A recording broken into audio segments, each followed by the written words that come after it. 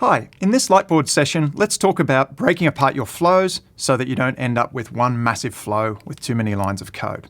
So like most programming languages, you will want to get breaking apart of your functionality so that you can get things like reuse or testability, understandability, all of those considerations. They're the same as any programming language. Now, in terms of breaking apart your code, there are a number of options. The first would be a flow reference.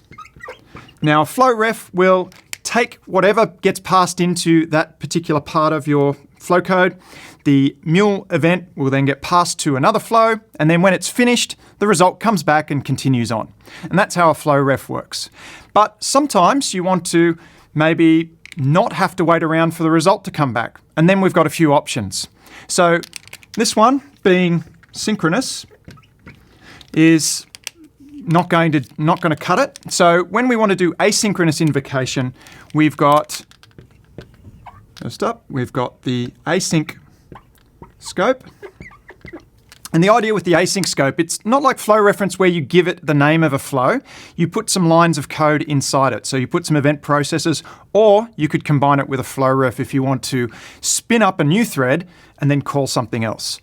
So if you want to think about the execution path for this one, comes across, hits the async scope, and then there's another thread that picks up and executes whatever's inside it.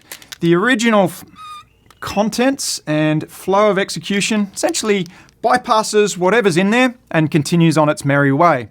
So whatever you do inside this scope is off on its own. It doesn't come back in any way, shape, or form. So that's one way to do asynchronous invocation. The other way is to use VMs or maybe another messaging platform. So VMQs can be invoked through the connector operations in the VM connector. So the publish operation, so if we use the VMPublish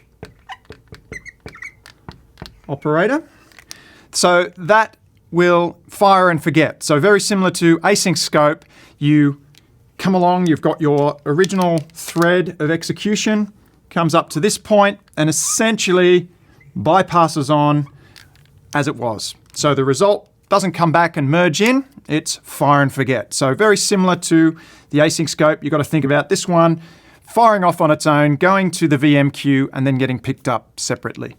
So that's a way to do asynchronous invocation using VM queues. So those two options get you async. If you wanted a synchronous type invocation, you could use the publish consume. So it's also part of the same connector. So it's a VM publish consume. Now in that case, it's more like a flow reference than async scope or VM publish. This one will wait around. So you'll get your thread comes in here and then it waits up to a certain point in time, it will. And then when the results are available, it continues on its way. So more like a flow reference than these two. So those are some ways to break apart your flows so that you can achieve better maintainability, understandability, and just generally coping with complexity.